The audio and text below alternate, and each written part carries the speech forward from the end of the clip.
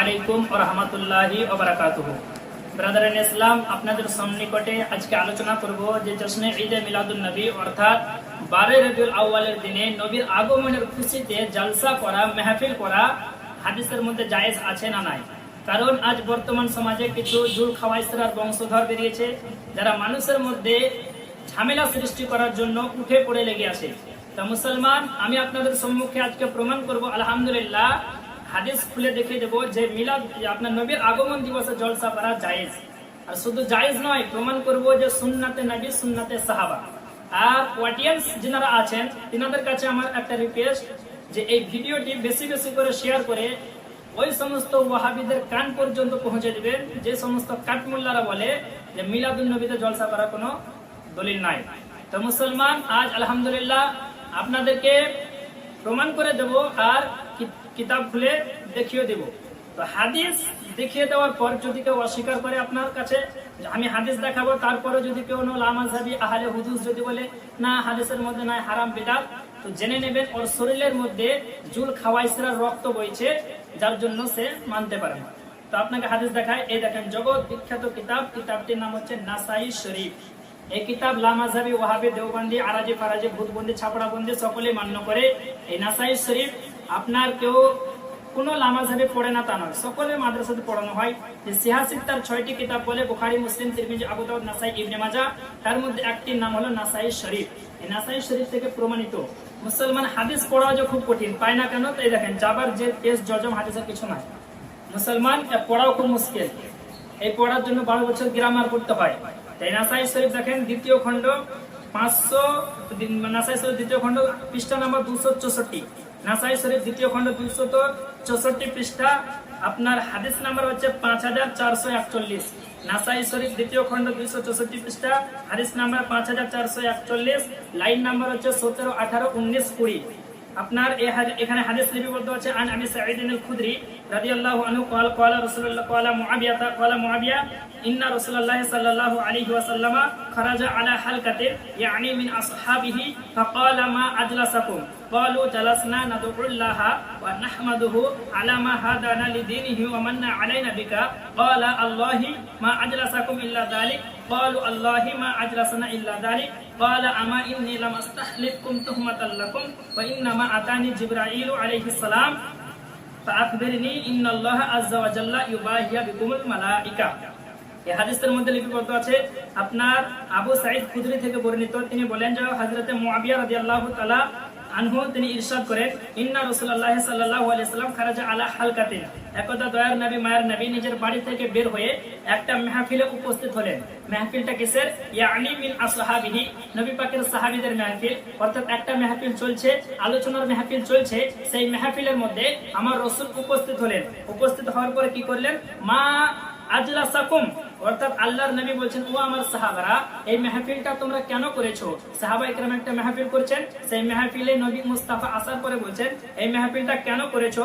সাহাবায়ে কেরাম ক্বালু, ফেলে মাজি মারুফ জামা মুযাক্কার গায়বের সে গায়, একাধিক সাহাবী বলছেন, ইয়া রাসূলুল্লাহ জালাসনা নাদউল্লাহ ওয়া নাহমাদুহু আলা মা হাদানা লিদীনিহি ওয়া মান্না আলাইনা বিকা।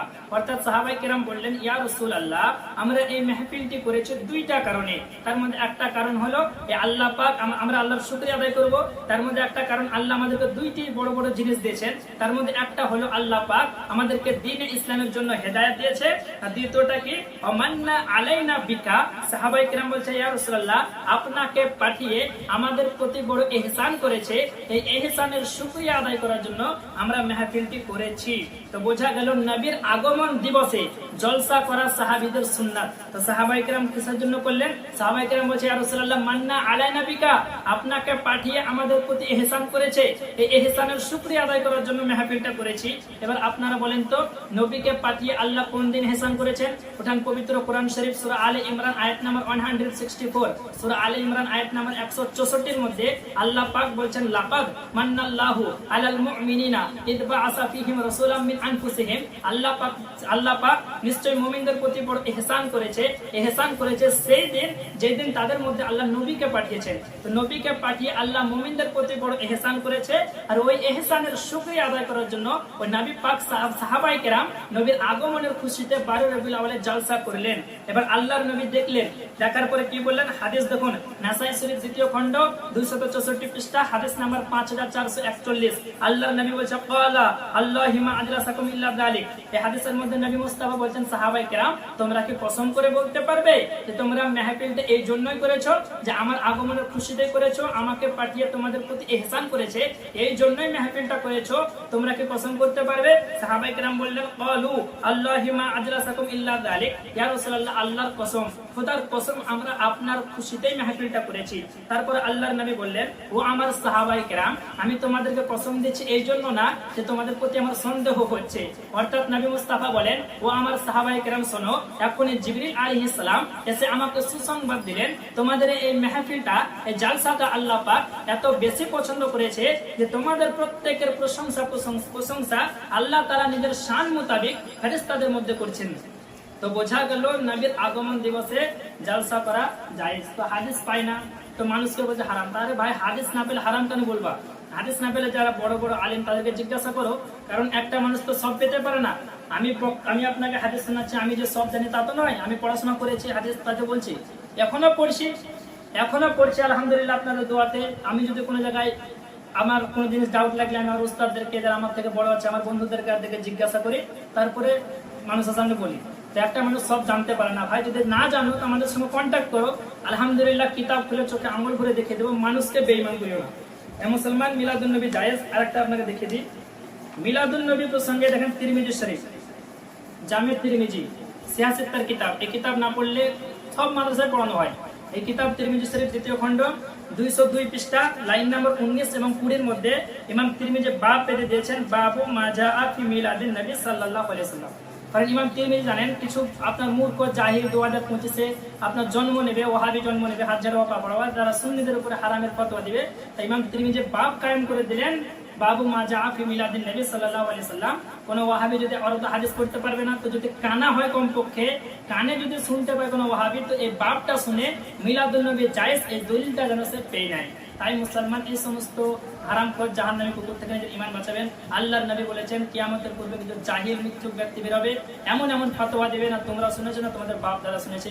তো মুসলমান, নবীর আগমনে জালসা করা সাহাবায়ে কেরামের সুন্নাত, মিলাদুন নবী পালন করা নবীর সুন্নাত। আর নবী বলছে, মা আনা আলাইহি ওয়া সাহাবী, যে আমার সাহাবার তরিকাতে চলবে তারাই জান্নাতি।